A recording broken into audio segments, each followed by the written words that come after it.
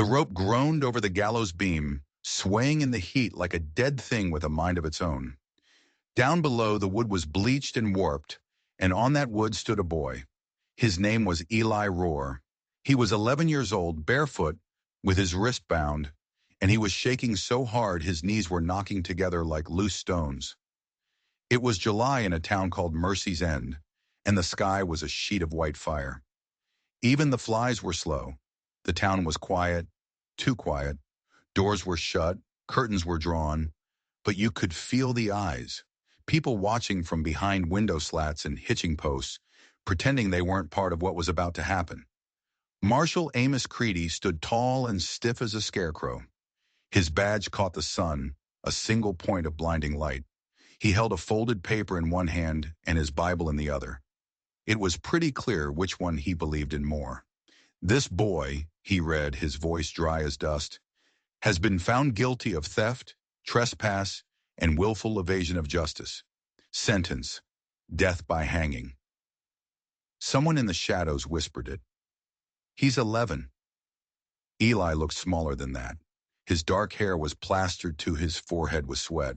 A fresh bruise colored one cheek. But he wasn't crying. Not now. Not even when the marshal reached up to fit the thick, braided noose around his thin neck. The crime? They said he'd stolen from Mr. Calhoun's butcher shop 2 strips of jerky and half a turnip. Barely enough to feed a man for a day. Not nearly enough to hang a child. Not in any sane place. But this wasn't a sane place. This was Mercy's End. And Mercy had packed up and left a long, long time ago. Creedy raised his hand to signal the hangman. The whole town held its breath, and that's when they heard it. The sound of a horse, slow, steady, deliberate. The thud of iron hooves on dry earth, kicking up little curls of dust. The rider wasn't in a hurry. He wasn't galloping. He was coming like he knew exactly where he was going, and he knew he had all the time in the world to get there. Heads turned. The horse, black as tar, came to a stop just short of the gallows. The man on top didn't speak at first. He just sat there, wearing a dust-worn duster and a hat pulled low, casting his face in shadow. He seemed to absorb the silence, to feed on it.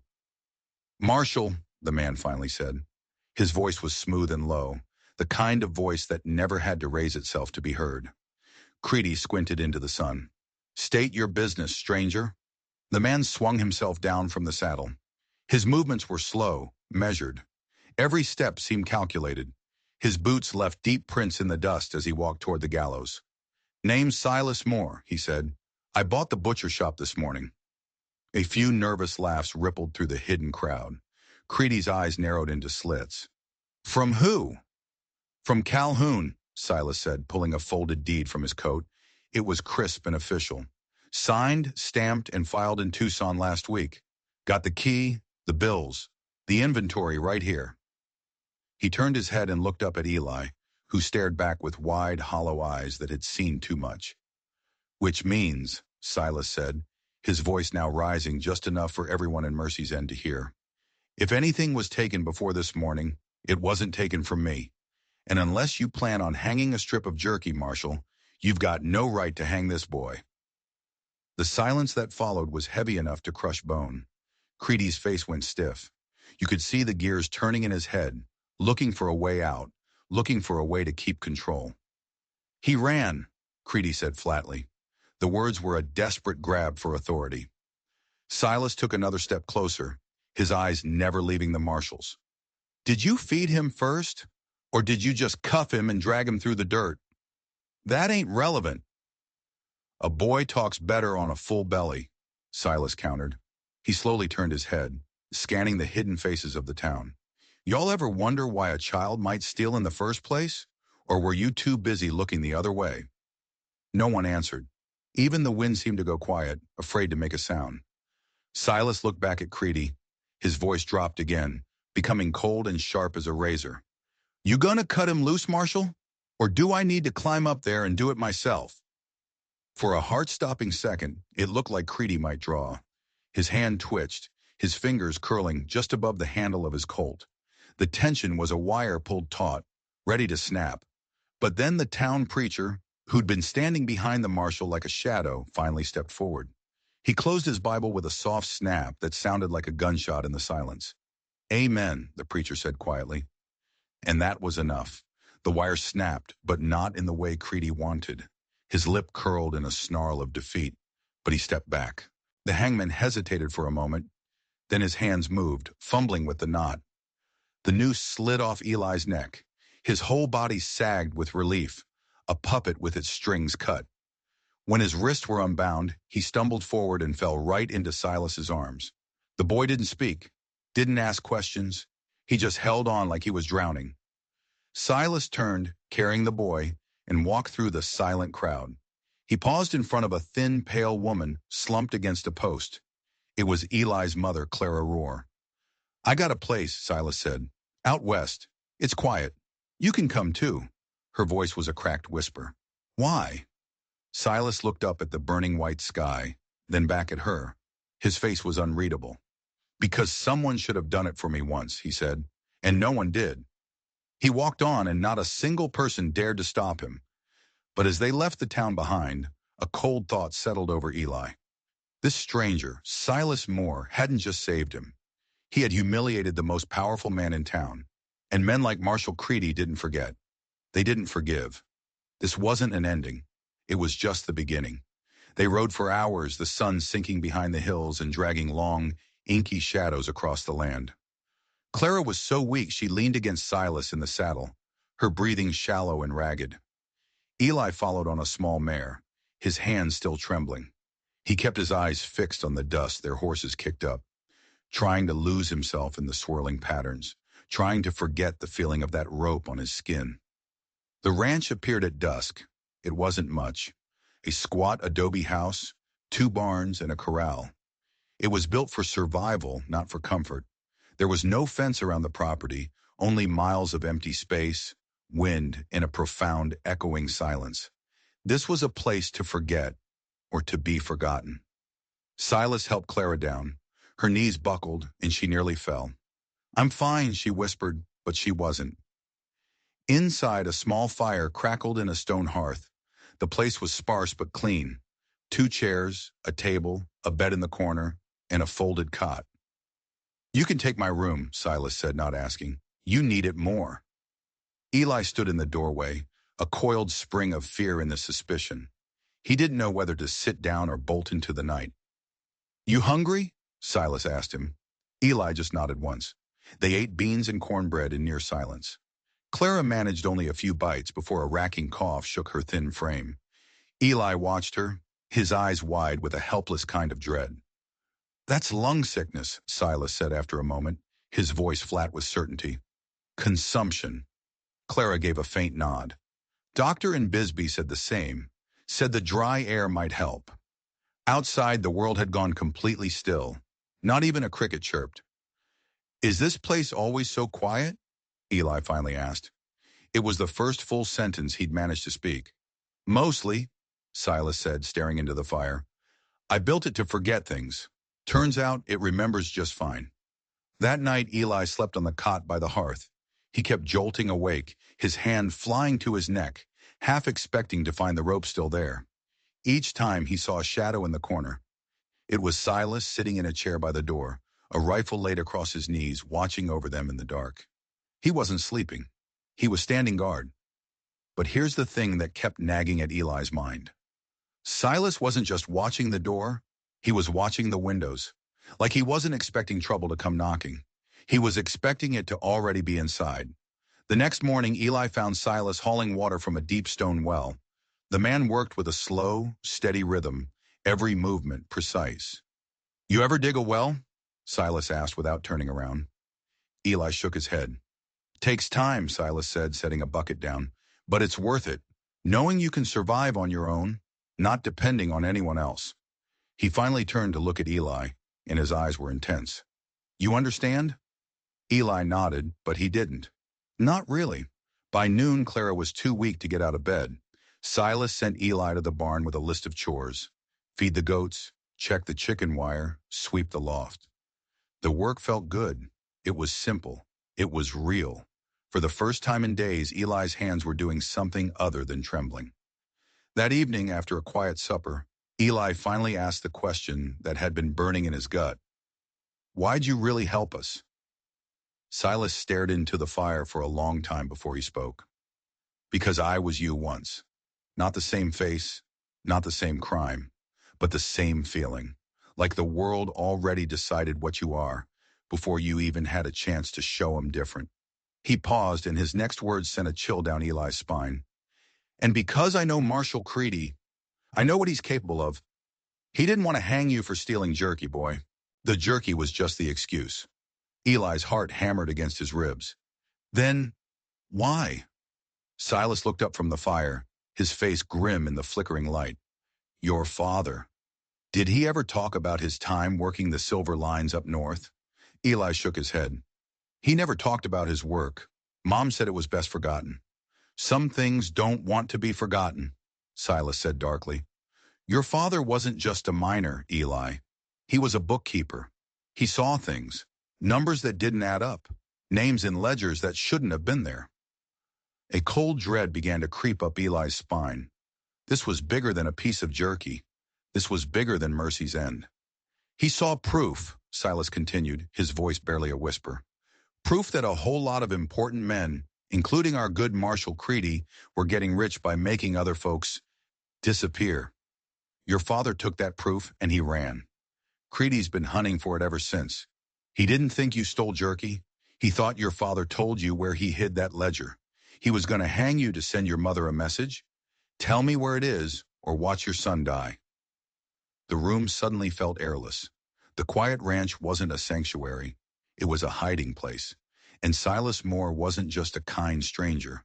He was a man who knew the rules of a very dangerous game, and he had just dragged Eli and his dying mother right into the middle of it. The days that followed were a blur of tense routine. Chores in the morning, a silent lunch, and long afternoons where Eli would read to his mother from one of Silas's old worn-out books. Her coughing fits grew worse, the handkerchief she used coming away stained with red. The ranch's silence no longer felt peaceful. It felt heavy, like the air before a storm. One afternoon, a dust storm rolled in from the north.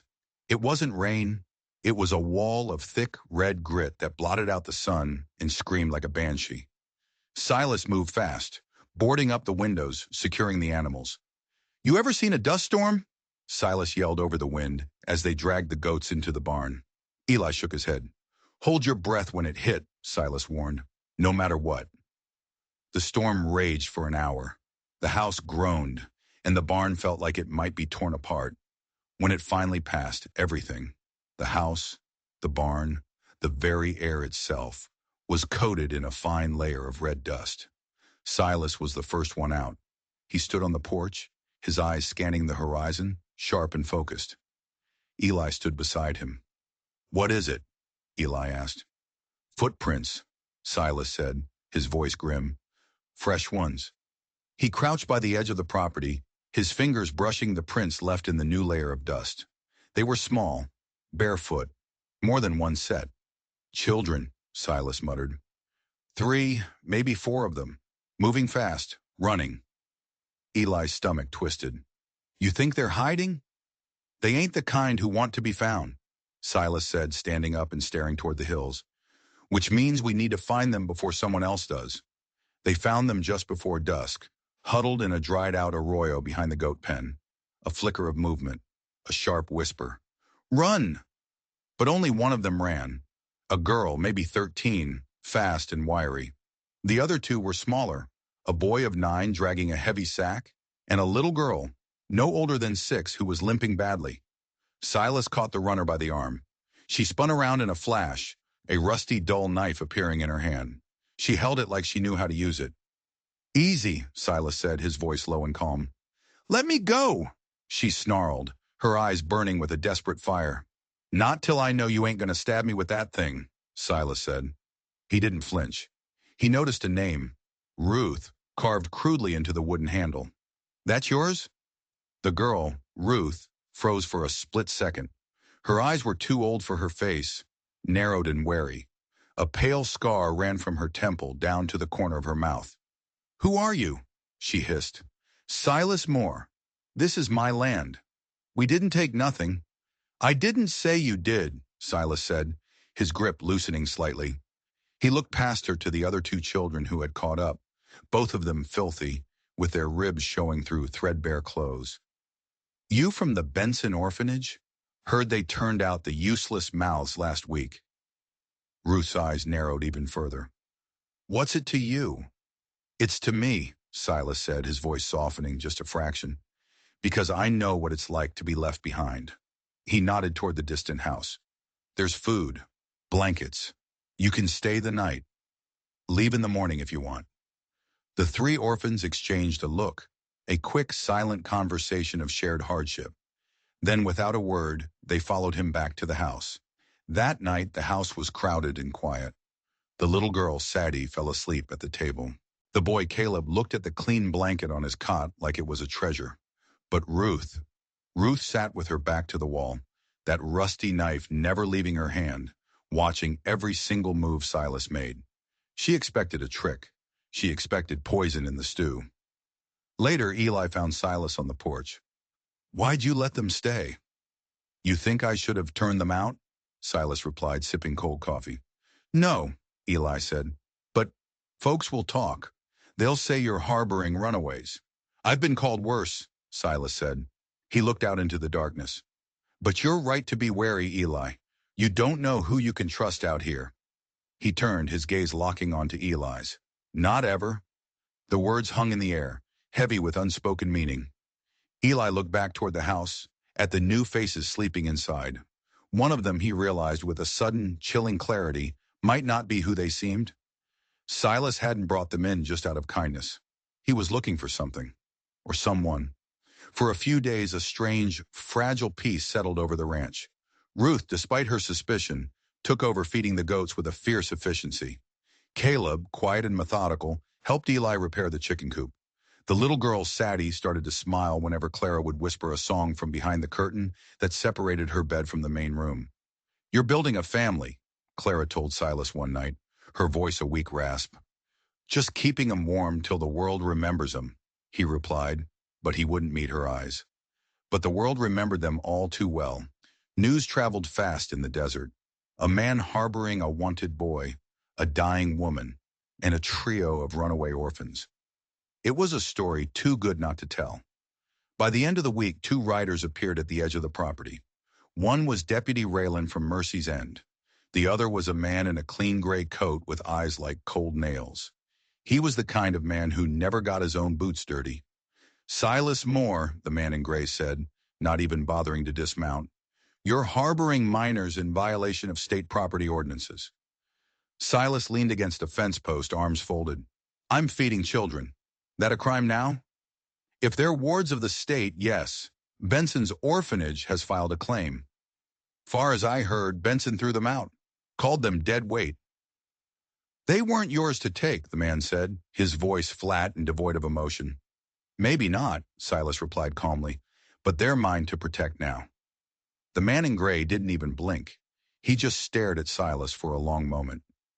You best keep your nose clean, Moore. Some of us are less patient than Marshall Creedy. They turned and rode off, leaving a cloud of dust and an unspoken threat hanging in the air. That night, Silas sat in the barn cleaning his old Winchester rifle by the dim light of a lantern. Eli found him there. They're going to come back, Eli said. It wasn't a question. I know. Are you afraid? Silas looked up, his face half in shadow.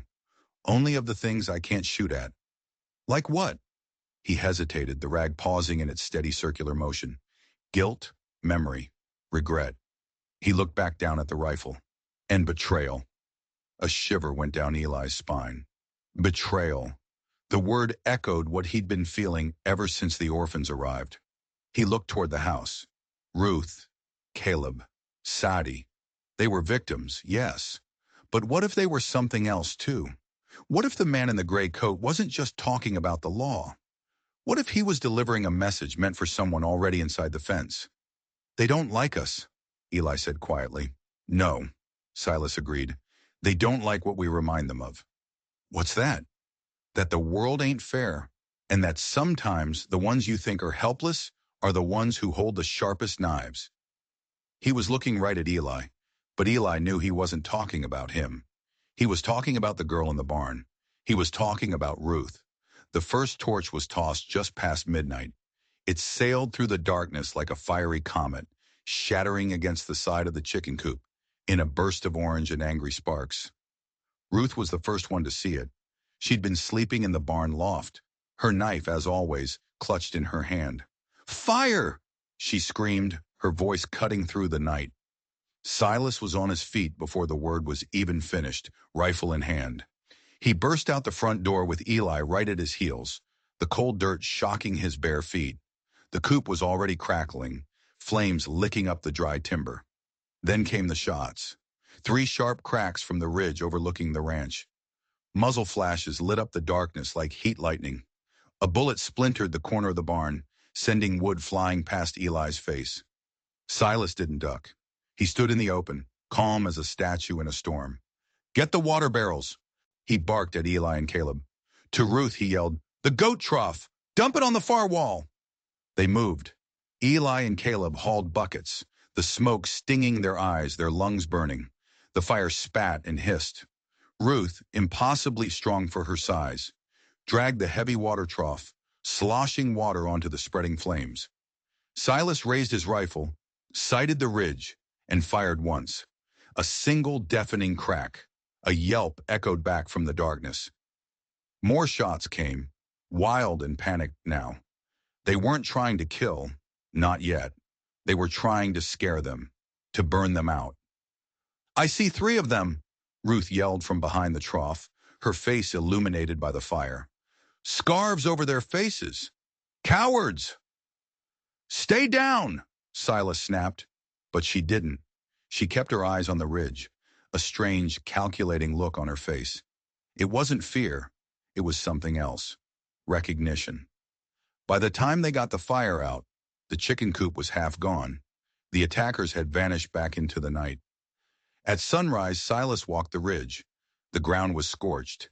He found boot prints and the remains of a small campfire. And something else. A half-empty bottle of expensive whiskey and a single hand-rolled cigarette, the kind favored by city men. This wasn't the work of common thugs. This was professional, paid for. Back at the ranch, he gathered everyone on the porch. "We start building today," he said, his voice hard. "Building what?" Eli asked. "Fences, walls, fortifications." Ruth's eyes lit up with a strange intensity. "You mean we're going to war?" "I mean," Silas said, his eyes moving from face to face, landing for just a second longer on Ruth. "We stop pretending we're not already in one." That night, Clara's coughing was worse than ever. The attack had taken what little strength she had left. "This is just the beginning," she rasped to Silas. "I know," he said.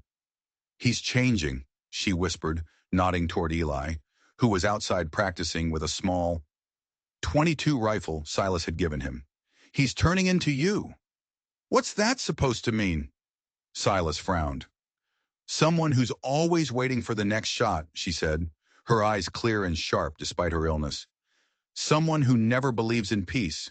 You have to give him something else, Silas.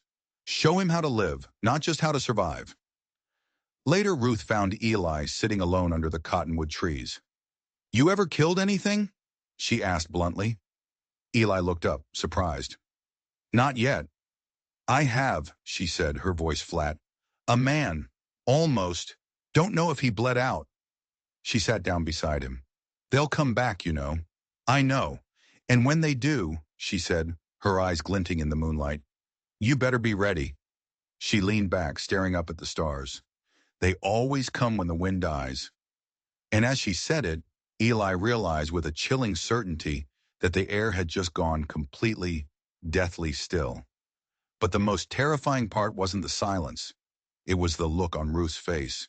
She wasn't just predicting the attack. She was waiting for it, like she knew exactly who was coming and why. The messenger didn't ride in. He stumbled out of the dust, half dead, clinging to the side of a staggering horse. It was near dusk.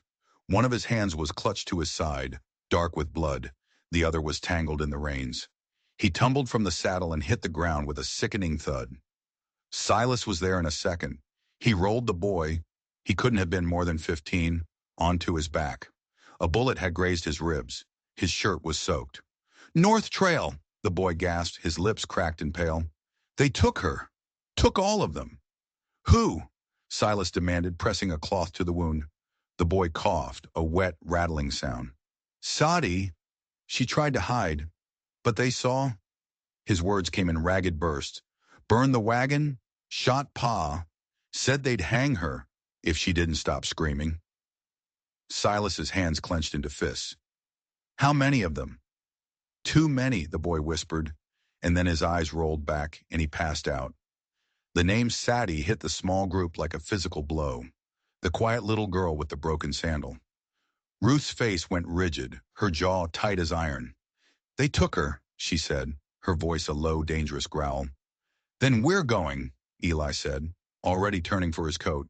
"You're not ready for this," Silas told him. "I don't care." "I do," Silas shot back. But he saw the look in Eli's eyes, the hard, cold determination that had replaced the boyish fear. He gave a single sharp nod. They rode before first light, Silas, Eli, and Ruth. They packed light, rifles, water, and extra ammunition. Clara didn't argue. She just pressed her hand to Eli's cheek. "Find her," she whispered. The North Trail was barely a path, a forgotten scar winding through rock and scrub. By midday, they found the wagon. It was a blackened, smoldering wreck. A dead mule lay nearby. "She's close," Eli whispered, touching the still warm canvas. Ruth was already scanning the ground, her eyes sharp as a hawk's. "There," she said, pointing. A set of small, dragging footprints. Someone had been pulled, and then they heard it. A cough, a girl's cough. They found her curled up in a dry creek bed. It was Sadi. Her dress was torn, her face was a map of fresh bruises, and her wrists were bound with raw leather. But she was alive. "Sadi," Ruth breathed, rushing to her side. The little girl flinched, her eyes wide with terror. Then recognition dawned. She tried to speak, but only a whimper came out. Silas knelt, his knife flashing as he cut the bindings. "We've got you," he said gently. "You're safe now." Sadi shook her head weakly. They're not done." Her voice was a tiny, broken whisper. "What do you mean?" "More girls," she sobbed. "In the gulch. They're keeping them in the gulch." Ruth was already on her feet, her face a mask of fury. The gulch was a narrow, jagged canyon carved by ancient floods, a perfect place for an ambush or a prison. Silas moved first, silent as a ghost. Ruth followed, knife in one hand, revolver in the other. Eli took the high ground, his rifle held tight against his shoulder. Down below, hidden by dead brush, was a camp. 10 men, 2 wagons, and a large canvas tent at the far end. They were drinking, laughing loud and ugly. One of them was dancing with a bound girl, mocking her tears. A cold rage, unlike anything he had ever felt, settled over Eli. This wasn't about a ledger anymore. Silas didn't hesitate. He gestured to the dry brush above the camp. "We light it," he whispered. "Smoke them out. Pick them off one by one." A grim, terrifying smile touched Ruth's lips. "That's the best idea you've ever had." Minutes later, smoke began to billow down into the gulch. The raiders noticed too late. The first man dropped with a single, clean shot from Silas's rifle. Eli's hands trembled, but he took a breath, aimed, and fired. A man screamed and crumpled, clutching his leg. Then Ruth did something insane. She slid down the rocky slope, a phantom of vengeance. Her knife flashed. She wasn't fighting. She was reaping. She sliced ropes, grabbed children, and dragged them toward the safety of the slope while bullets kicked up dust around her. The gulch exploded into pure chaos. Silas and Eli provided covering fire, their shots echoing off the canyon walls. A man charged Silas with a hatchet. Silas met him with the butt of his empty rifle, a sickening crack echoing through the mayhem. When the smoke cleared, it was over. Only one raider was left alive, a young man sobbing in the dirt. Silas grabbed him by the collar. "Why?" he growled. "Why the girls?" "They paid us," the man wept. "Said they'd fetch good coin in Sonora. Not my idea." Silas's eyes were like chips of ice. "You ever take a child from their mother again," he said, his voice a low thunder, and I won't let the smoke kill you." He dropped him and walked away. They rode out of that gulch with 5 more children. They were shaken, bruised, but alive. As they neared the ranch, Silas rode up beside Eli. "You shot clean," he said quietly. "I didn't think," Eli replied, his voice hollow. "That's how it goes. I don't feel good about it." "Good," Silas said, his gaze fixed on the horizon. "That's what makes you better than them." But as they crested the final hill and saw the ranch below, Eli noticed something that made his blood run cold. Ruth wasn't riding with Sadie anymore. She was riding off to the side, alone. And she wasn't looking at the ranch. She was looking back the way they came, back towards the smoking gulch, like she was waiting for a signal. Or worse, leaving one behind. For a few days the ranch was quiet, but it wasn't peace. It was the heavy, breathless silence that comes after a battle, when you're waiting to see what was broken for good. The rescued children were skittish as wild animals. They huddled in the barn, crying at sudden noises. Sadie wouldn't speak at all. She just followed Ruth everywhere, a tiny, silent shadow. Eli spent his time on the porch, cleaning his rifle, his gaze constantly scanning the horizon. The boy who had stood on the gallows was gone. In his place was a young man with old eyes, waiting for a war he knew was coming. On the 3rd day, a man came walking out of the desert. He was tall and lean, with a limp and a fresh cut over one eye. He carried a single-blade axe strapped to his back. He didn't knock. He just walked up the porch steps and collapsed into a chair. "Figured I'd find you up to your ears in trouble again, Silas," he grumbled. Silas just nodded. "Reuben, still owe me one?" "That I do," the man Reuben said with a grin that showed several missing teeth. "You still know how to set a proper trap? You still got no patience and a sack of rusty nails?" "Then yeah," Reuben said. "I reckon we can get to work." That afternoon, they turned the ranch into a fortress. Silas, Reuben, Eli, and Ruth. They laid tripwires along the east ridge. They dug pits and filled them with sharpened stakes. They rigged cowbells to warn of any movement in the canyon. It was grim, methodical work. "What are we expecting?" Reuben asked, hammering a post into the hard ground. "Retaliation," Silas replied, his eyes dark. "From who?" "The ones who paid those raiders. The ones who think children are just another kind of livestock." Silas wiped sweat from his brow. "The ones who hired Marshal Creedy to find a ledger that never existed." Eli stopped his work, his blood turning to ice. "What do you mean, never existed?" Silas finally looked at him, his expression one of deep regret. "There was no ledger, Eli. Your father didn't have proof. He just had a threat.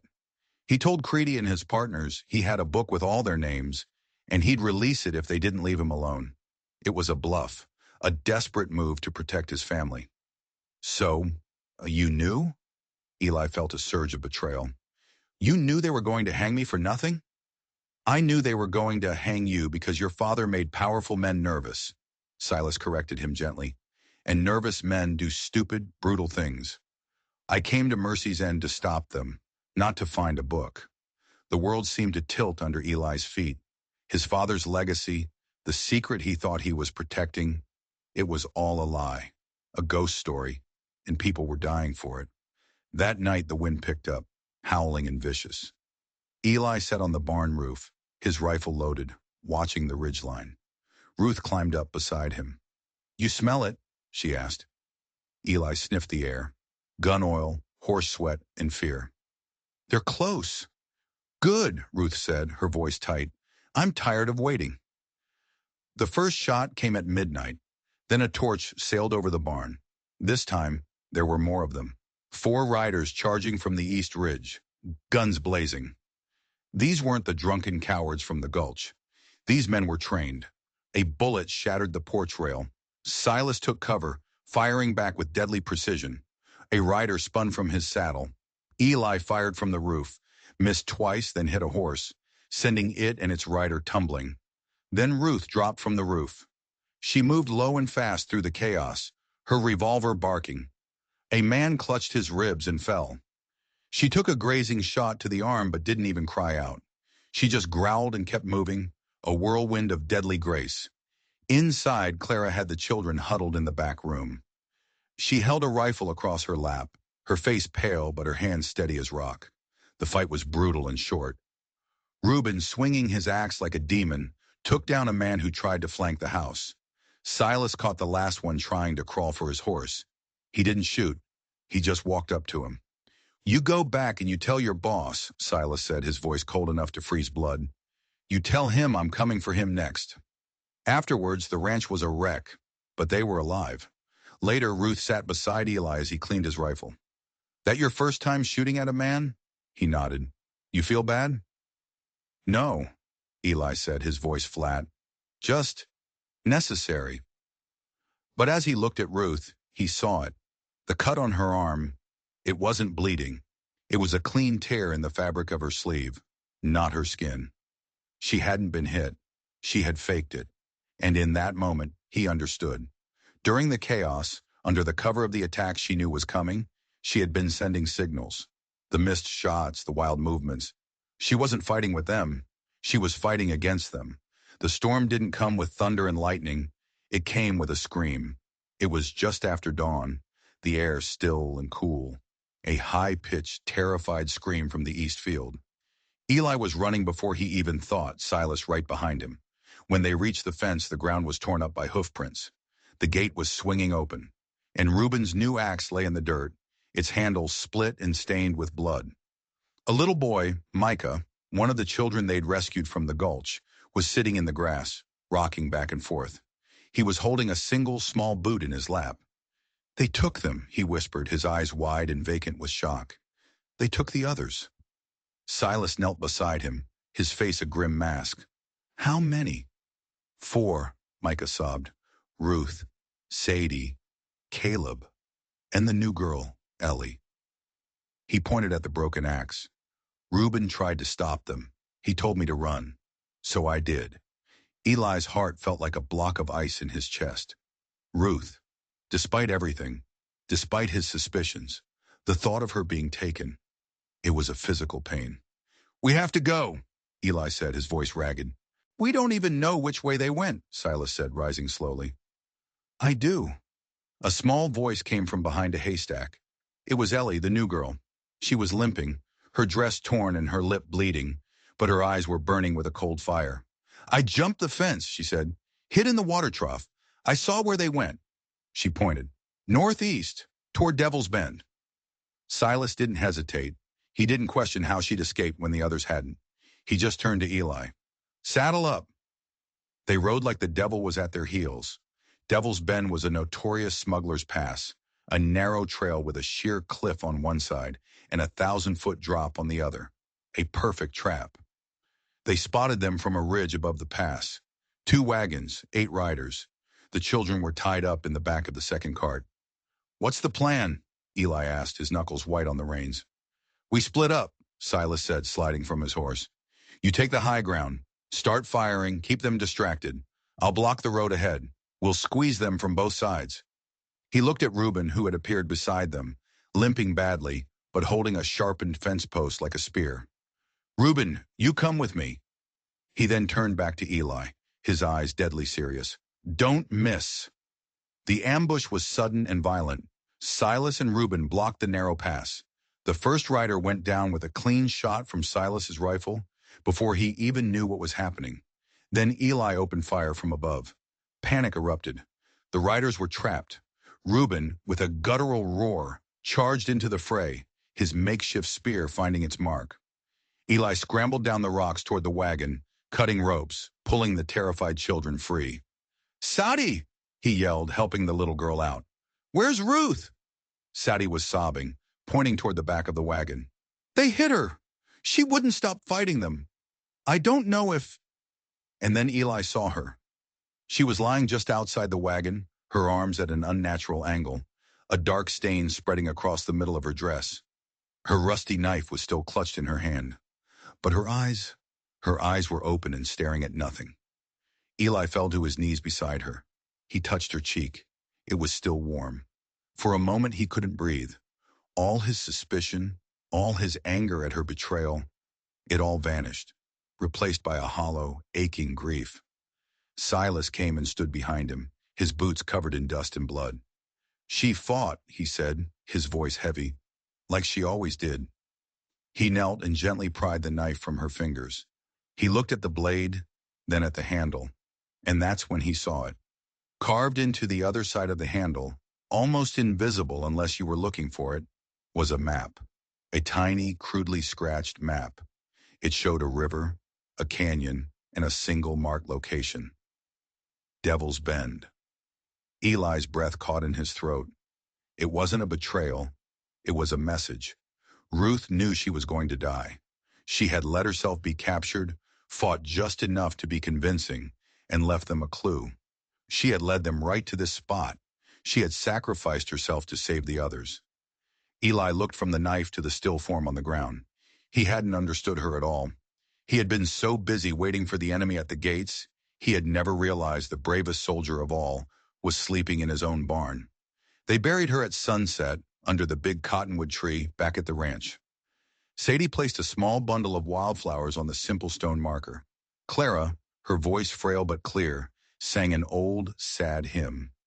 Reuben stood apart from the others, his face like carved granite, staring at the fresh grave. Later that night, the survivors gathered on the porch. The firelight cast long, dancing shadows. It wasn't random, Silas said, his voice low. They knew exactly who to take. Ruth, Sadie, Caleb, the original three, and Ellie. He looked over at the girl who was huddled in a blanket, still trembling. They left you behind. Why?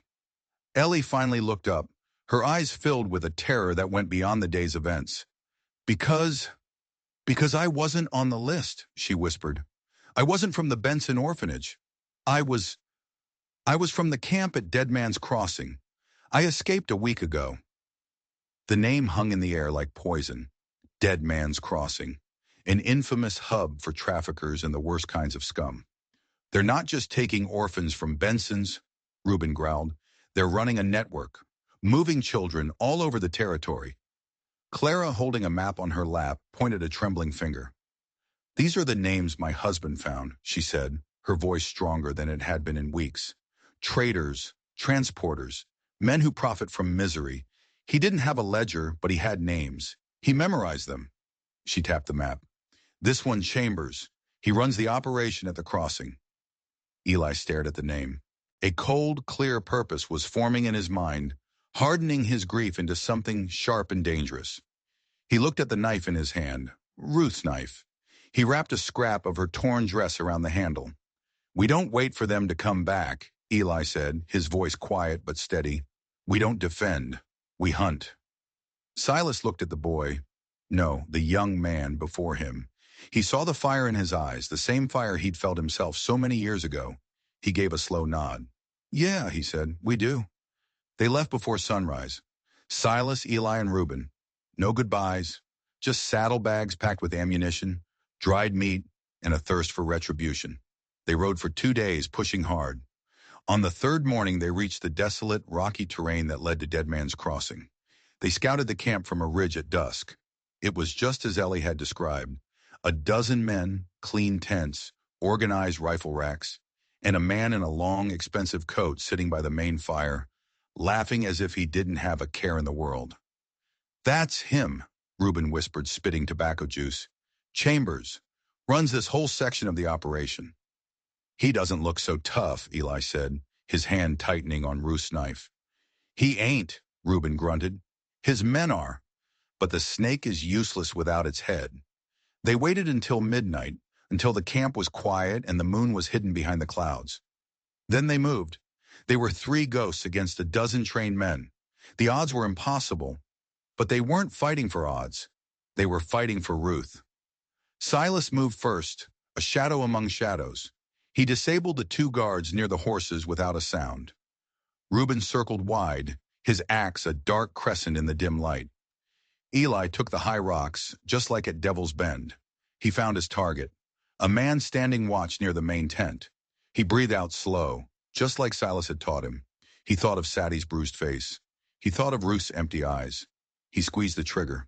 The shot cracked through the silence. The sentry dropped like a puppet with its strings cut. The camp exploded into chaos. Men scrambled from tents, shouting and confused. Silas walked straight into the light of the fire, his revolver barking. Two men fell. Reuben charged from the darkness, his axe a whirlwind of destruction. Chambers, the man in the coat, was trying to draw his weapon when Silas put a bullet through his thigh. He screamed and fell. "Don't kill him," Reuben yelled. "We need him to talk." Silas ignored him. He dragged the whimpering man away from the fire. "How many more camps?" he growled, pressing the hot barrel of his gun against the man's cheek. Chambers sobbed, spitting out names and locations. Black Mesa, south of Tucson, a main depot in Sonora run by a man he only called Brannick. When he was done, Eli walked up, his face cold and impassive. Silas looked at him. "You done?" Eli just nodded. Silas raised his pistol and shot Chambers through the head.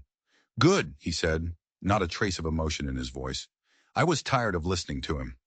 They burned the camp, freeing the 3 captive girls they found huddled in a wagon. As they rode away from the pillar of smoke rising into the dawn sky, Reuben rode up next to Eli. "One down," he said grimly. Eli looked toward the dark horizon, his hand resting on the hilt of Ruth's knife. 3 to go. But he knew it wasn't that simple. They hadn't just taken out a camp. They had kicked a hornet's nest. And the man at the top, this Brannick, he was going to send the whole swarm after them. The real war was just about to begin. The swarm arrived a week later. They didn't come like the raiders before, with whoops and torches. They came like an army. 6 heavy wagons, their sides plated with scavenged iron, rolled into view at dawn. 24 riders fanned out in front of them, each man wearing a red scarf over his face and carrying a brand new repeater rifle. They moved with a chilling, silent discipline. Silas watched them from the porch, his Winchester resting across his lap. Reuben stood beside him, testing the edge of his axe on his thumb. On the barn roof, Eli lay flat, peering through his rifle's scope. "Think they'll bother talking first?" Reuben muttered. "No," Silas said, his voice flat. "They're not here for a deal. They're here for extinction." The attack began not with a charge, but with a volley of controlled strategic fire.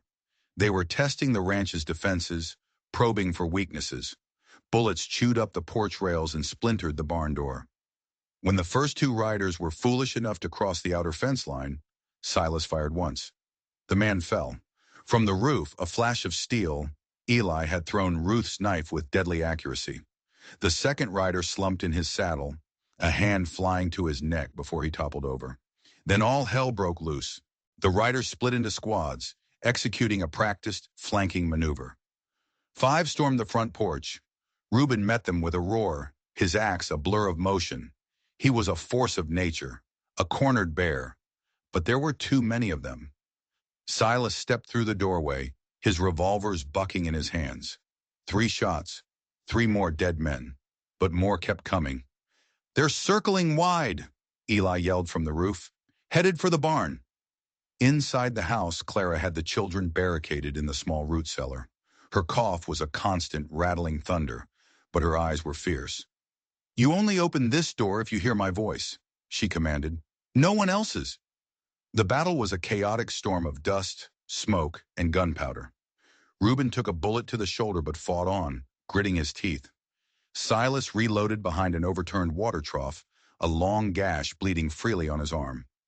Eli stayed on the roof, picking off targets until his ammunition ran dry.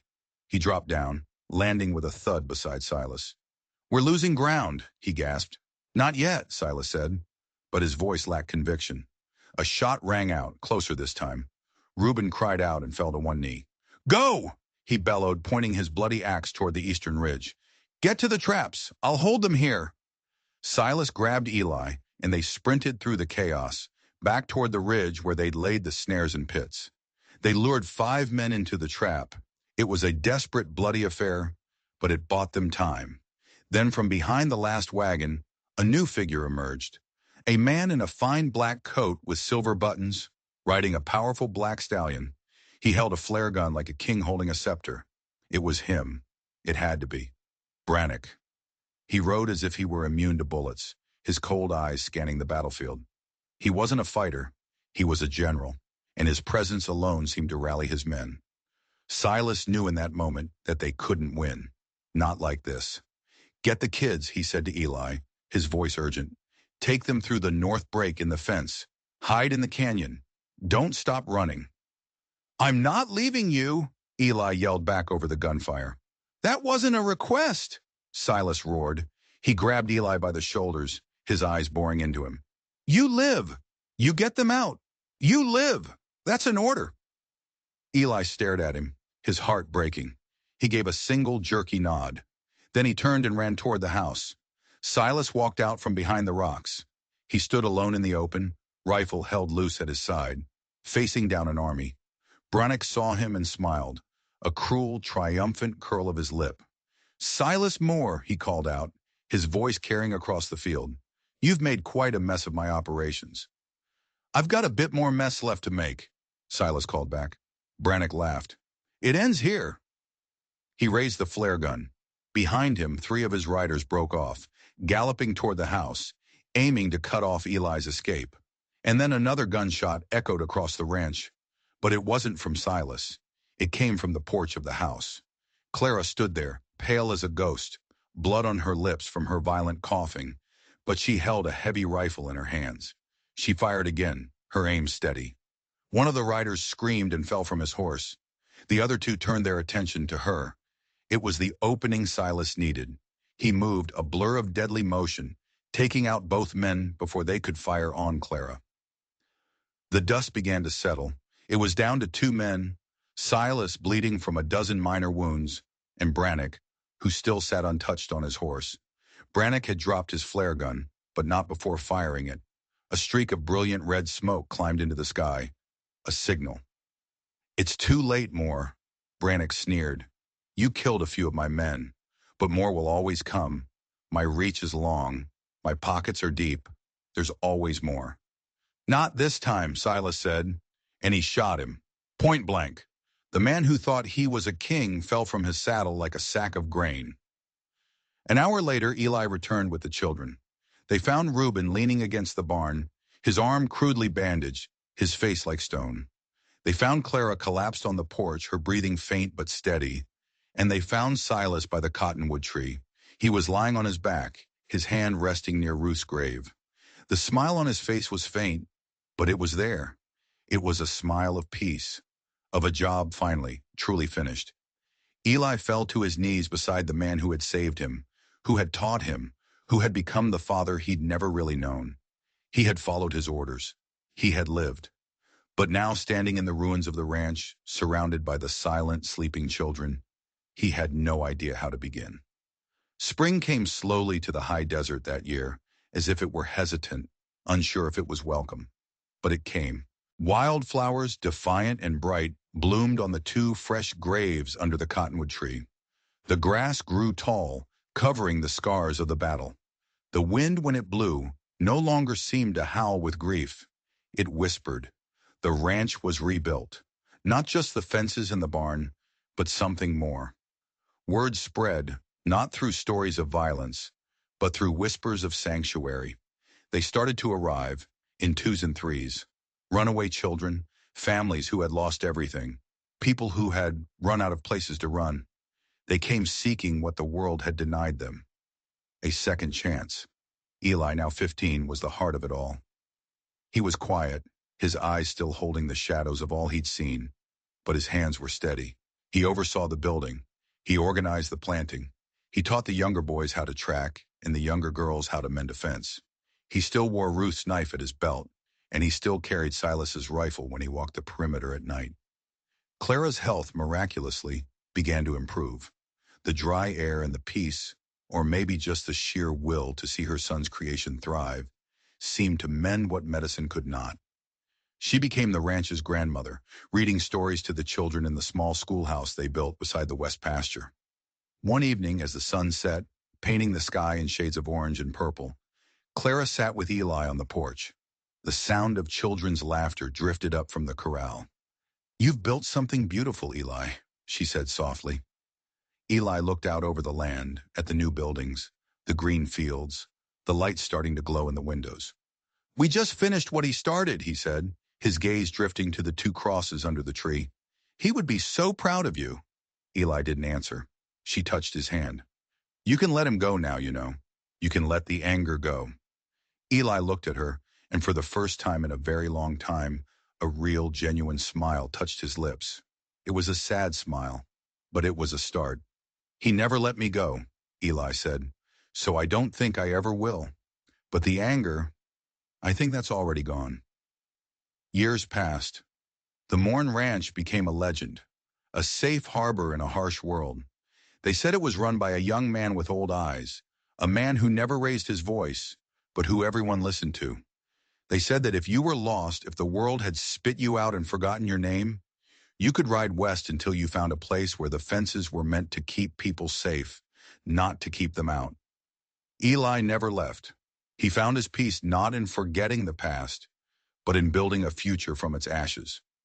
He had learned the hardest lesson of all, that true strength wasn't found in a rifle or a knife, but in the courage to plant a seed in scorched earth and believe, against all odds, that it would grow. The world was still a dangerous place. There were still monsters.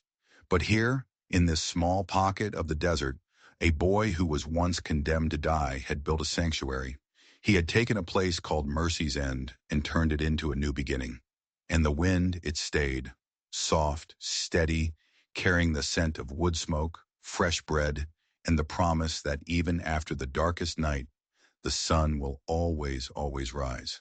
If you enjoyed this story, do us a favor and hit that subscribe button. We've got new stories coming every week, and you won't want to miss what happens next. Thanks for listening.